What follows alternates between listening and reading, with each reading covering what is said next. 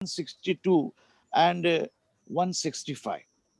Now, if you peruse the provisions of Order 13, Rule 11, Rule 1, original document must be produced. Okay, this is the pre-stage.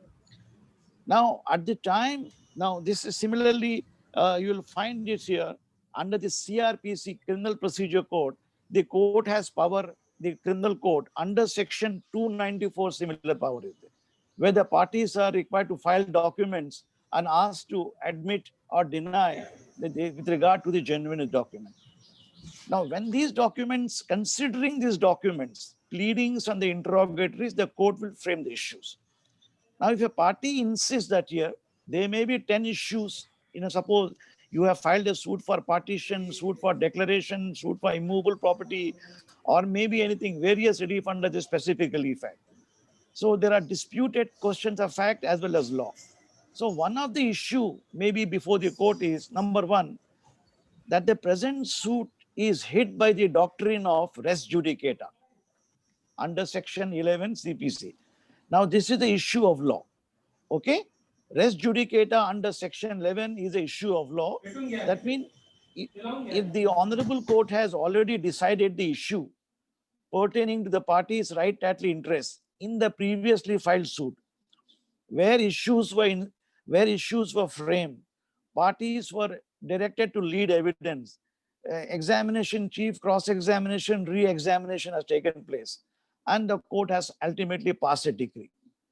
If the decree is not challenged, or after challenge before the Supreme Court, it has reached finality. Maybe it may be a suit filed by the plaintiff's father against the defendant's father for a declaration that he is a trespasser. Okay, the court holding that defendant has acquired right by, for example, by adverse possession. So, you must be knowing the title by adverse possession means if the plaintiff does not file a suit for recovery of the property within 12 years under Article 65, then the suit is admittedly barred by limitation. Under Section 27 of the Limitation Act, the rights of the plaintiff stand extinguished.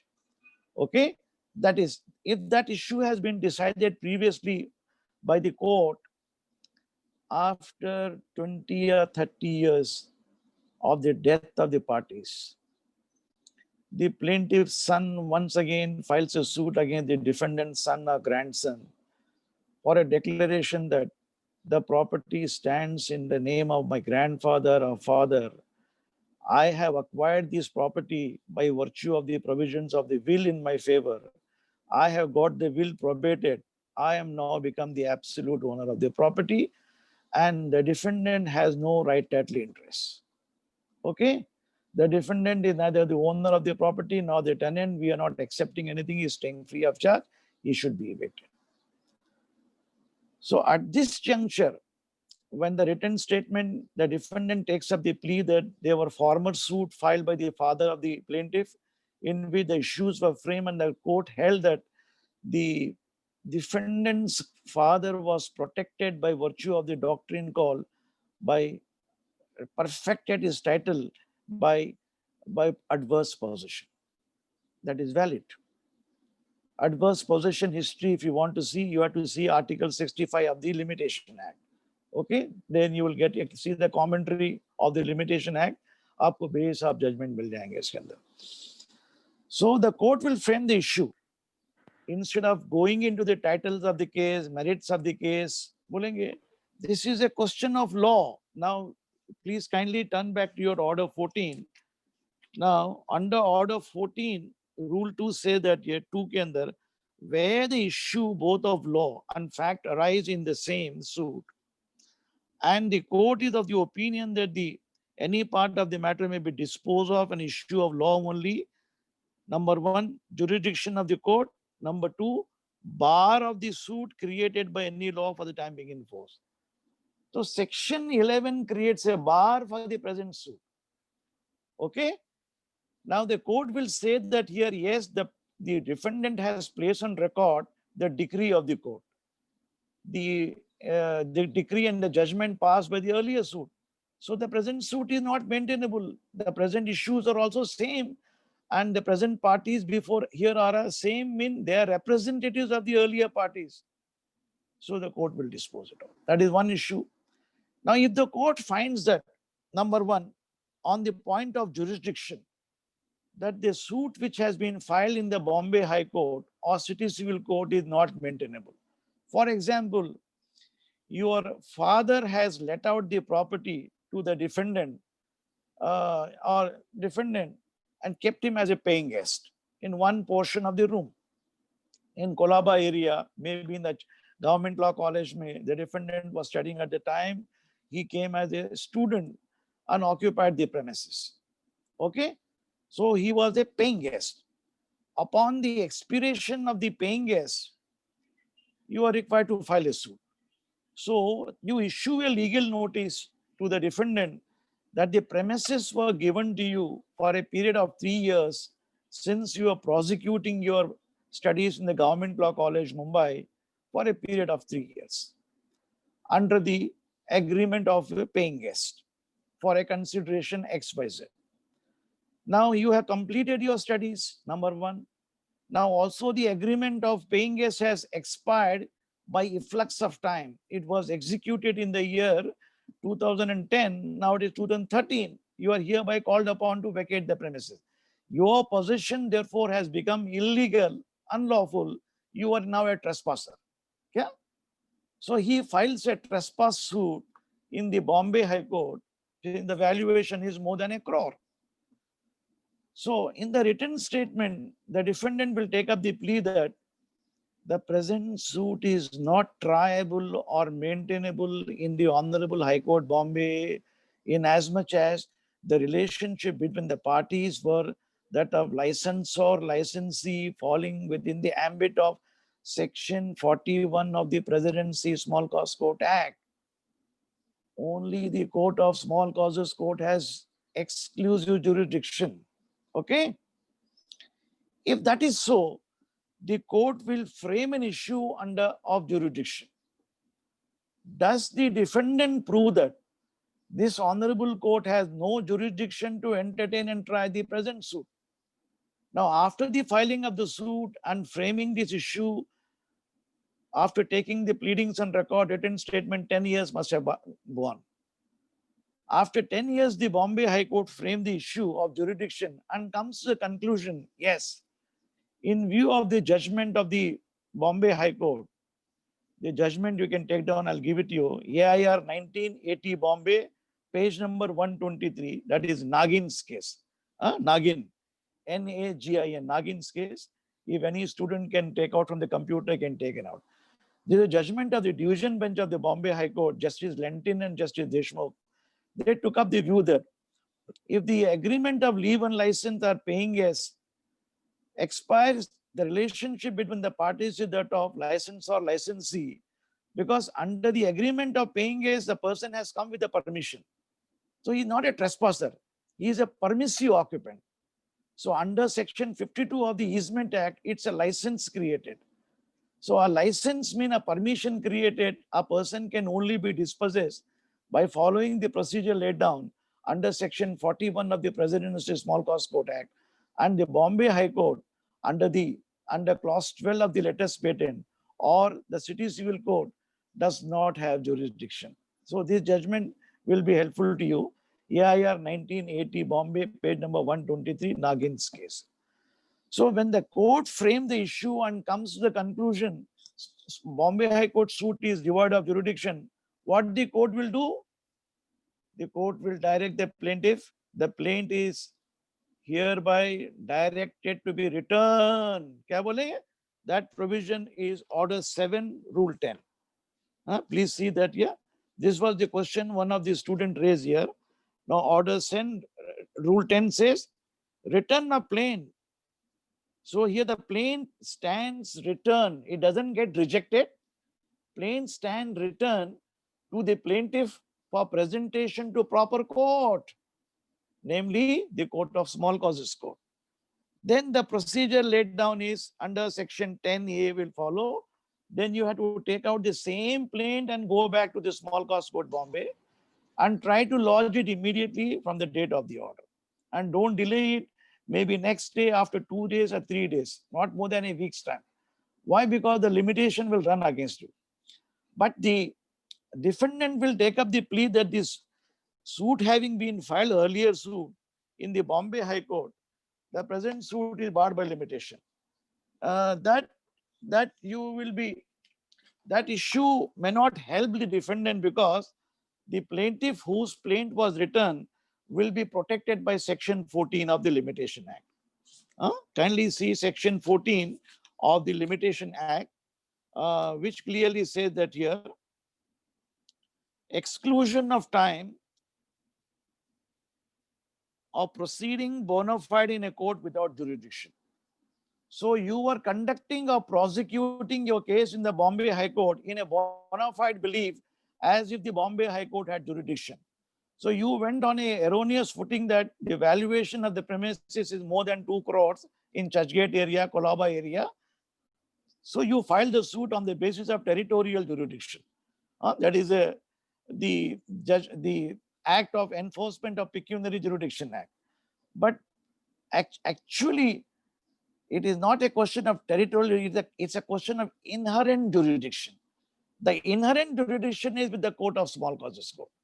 So Section 14 of the Limitation Act gives relief to the person who was wrongly prosecuting remedy in a civil court which had no jurisdiction. So you stand protected. Okay, that is one other thing. Now another ground under Order 14 where the plaint can be returned or the suit can be dismissed is number 1, under Order 23 Rule 1, 2 and 3 CPC. If you had filed a suit, earlier suit, and you withdrawn it without the leave of the court, your second suit is barred. Okay. Then another example is under Order 2 Rule 2 CPC. You have not joined the entire cause of action available to you at the time of the filing of the suit. You omitted. Suppose you were given the right to file a suit for possession, suit for damages, suit for mean profit. But you filed only a suit for injunction. When you were dispossessed, you should have asked for restoration. Restoration की जगह क्या किया आपने? You only sought an injunction that the defendant should not sell the property, perpetual order of injunction. So thereafter you cannot file a second suit. So under Order 2 Rule 2, your remedy is barred. So the court can frame an issue under the provisions of Order 14 on the point of jurisdiction, come to the conclusion that the suit is barred. Okay, this is the what you call it, procedure which the court will follow. Otherwise, the court will frame all other issues after the pleadings are completed. So I will just give you the examples of how the pre-trial takes place. You filed your plaint is ready, written statement is ready. After written statement is ready, then the court resorted to the provisions of Order 10, Rule 1 and 2. 1 and 2 says that here the parties will be asked whether you are admitting the claim or not. Then the parties will be told under Order 10, Rule 2A that you go for arbitration, conciliation, mediation, which you have not done it. Then you are ready for trial. Then you take resort to the provisions of Order 11 of the Code of Civil Procedure. You are filing your interrogatories. You are taking inspection. Under Order 11, Rule 13, you are filing your list of documents. Okay. Then under the provisions of after filing of the list of documents, then you also prepare your examination chief and you have to file your original documents under Order 13, Rule 1 and 2. Okay, that you keep in mind. Order 13, Rule 1 and 2 deals with a substantial provision with regard to admissibility and of the document, admissibility, non-admissibility, and relevancy, and also rejection of document, and also the cases relating to impounding of document. Now, please turn to the Order 13. If you have got CPC, I will briefly explain to you. The first proviso says that here, the documents must be filed original document. Now, under the Evidence Act, the original documents are known as primary evidence under Section 62. Okay, bear in mind. Now, Section 64 of the Evidence Act says that the primary evidence must be proved before the court of law by examining the author, and the contents must be proved. That is Section 64. Now, under the provisions of Order 10, you see, Order 12, the court will ask the parties notice of admission of document, whether you are admitting document, rejecting document. See that order 12, rule 2. Notice is given to the parties. Then the court passes an order when the parties have given their objection or non-objection.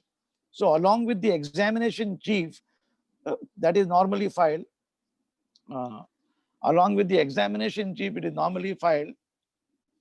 Take 1 minute. Yeah, along with the examination chief file.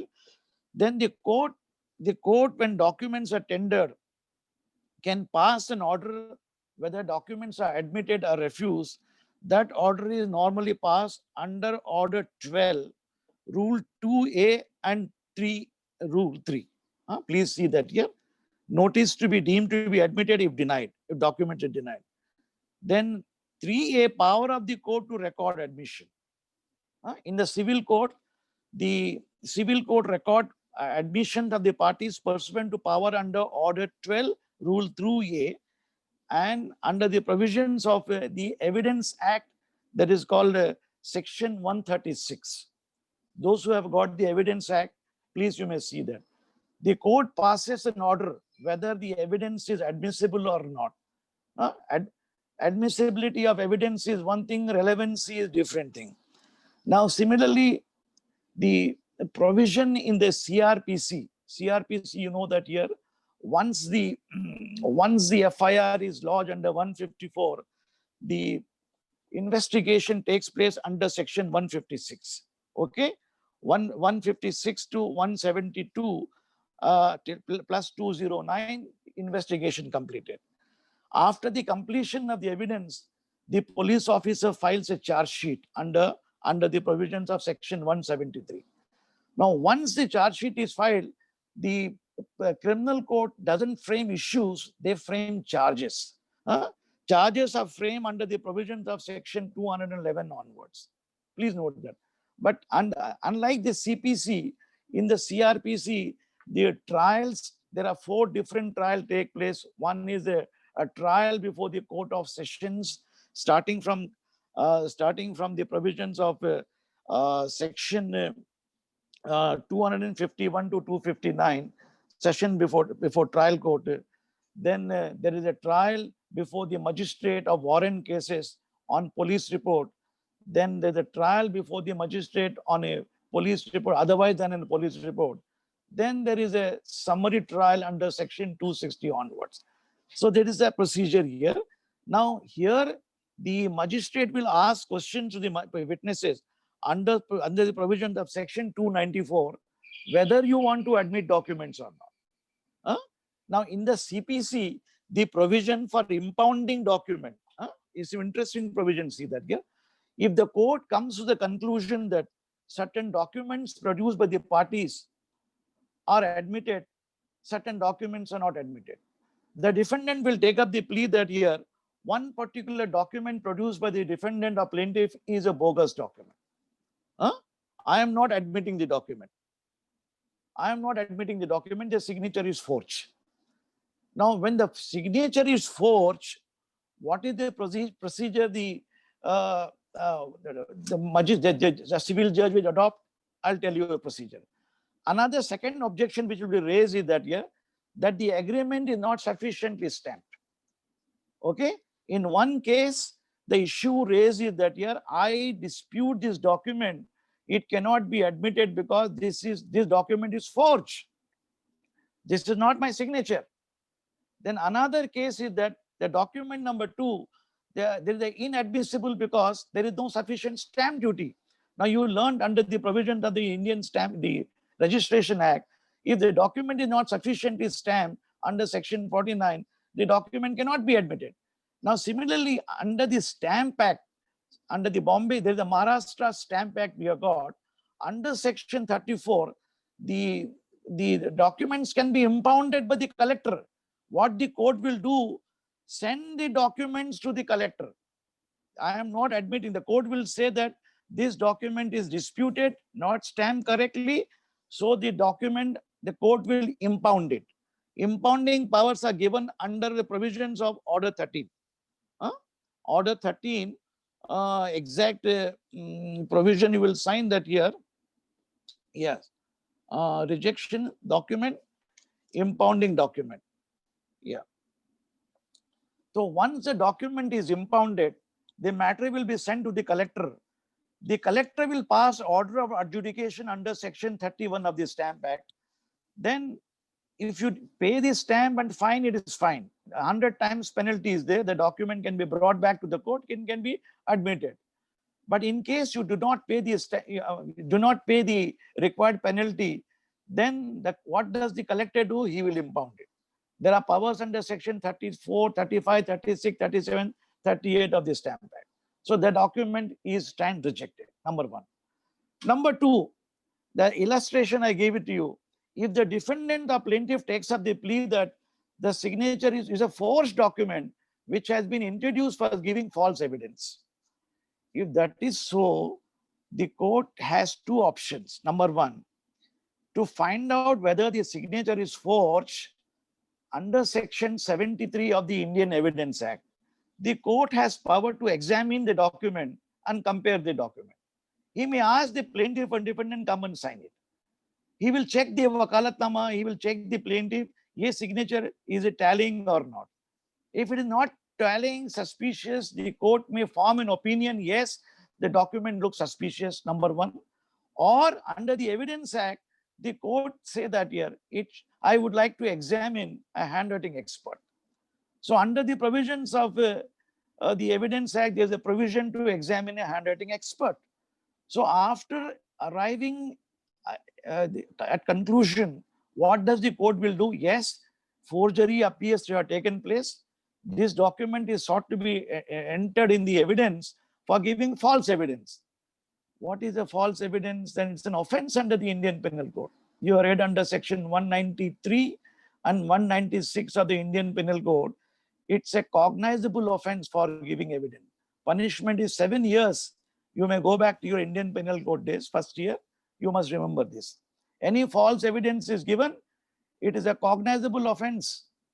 Then what is the procedure? Now here, the document is tendered by you in the Bombay High Court or City Civil Court or Small Causes Court or Civil Judge Senior Division or Junior Division.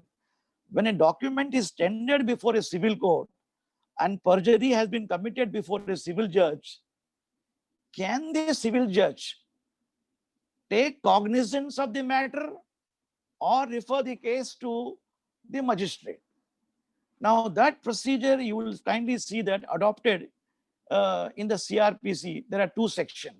Section 340 CRPC, offenses affecting the administration of justice. Please write down the section. It is very important. Offenses affecting the administration of justice mean where the civil court or revenue court in whose presence the offense is committed will adopt this procedure. Number one, the same civil judge will hold a preliminary inquiry. Number one, that the defendant or plaintiff, in my opinion, has produced a bogus document, false document in the court, which is a serious offense under the provisions of the Indian Penal Code. So the court will ask him to give surety. Surety denga. If he doesn't give surety as security, the civil court has a right to arrest him. Please note that. After civil court itself files a complaint. You cannot file a complaint, private complaint. It's a court will become the complainant. That provision you will see under section 195 CRPC. Under section 195 CRPC, which says that here, if you open the CRPC, you will come to know that offenses committed before the public officers or a court of law, cognizance cannot be taken except on a complaint by the court or a public servant. Contempt of lawful authorities. Section 195 is very important. So here the complainant will be the Bombay High Court or City Civil Court or the Small Causes Court before whom the complaint is filed. So they will refer the case to the magistrate. So the magistrate will try this matter as a summary trial. He has the option. Suppose though the punishment is 7 years, under the provisions of section 345 of the CRPC, if you open and see, the magistrate may try this case as a summary trial. Summary trials are dealt under. Excuse me, sir, less than 1 minute is remained. We may go out at any time. Please rejoin. Anybody wants to ask question in this? I'll continue. In 1 minute, anybody has any question? Okay. After this 1 minute, I will immediately take it here. Anybody